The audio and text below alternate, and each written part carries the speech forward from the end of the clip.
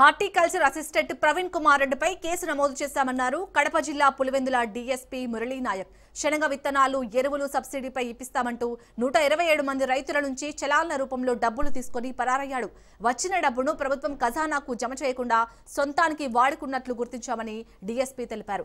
అలాగే వృద్ధులకు ఇవ్వాల్సిన పెన్షన్లు 6 లక్షల రూపాయలకు పైగా డబ్బులు కాజేసినట్లు నిర్ధారించారు. మొత్తం 17 లక్షలకు పైబడి డబ్బులతో పరారయ్యాడని, త్వరలోనే నిందితుడు ప్రవీణ్ అరెస్ట్ చేస్తామని స్పష్టం చేశారు డీఎస్పీ మురళీ నాయక్.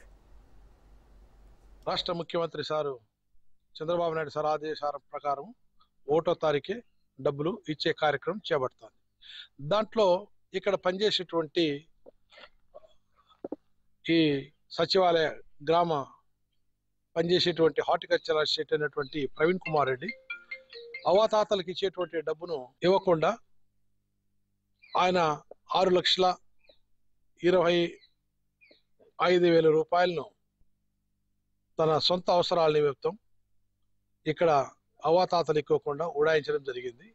అదే రకంగా 127 మంది రైతుల నుంచి 10,58,995 రూపాయలు మీకందరికీ ప్రభుత్వం నుంచి సబ్సిడీ విత్తనాలు అదే ప్రాసెస్తోనే వసూలు చేశాడు పై అధికారుల యొక్క అధికారులు.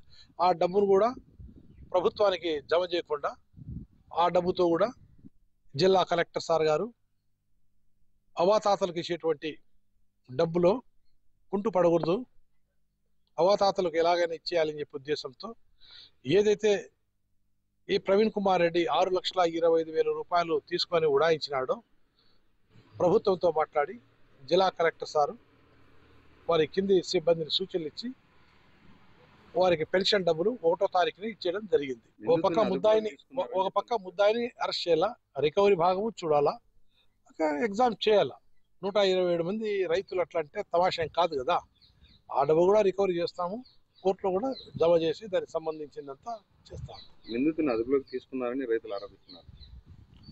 అదే అరెస్ట్ చేస్తాము అని చెప్తున్నాం కదా, దాంట్లో డౌట్ ఏం లేదు.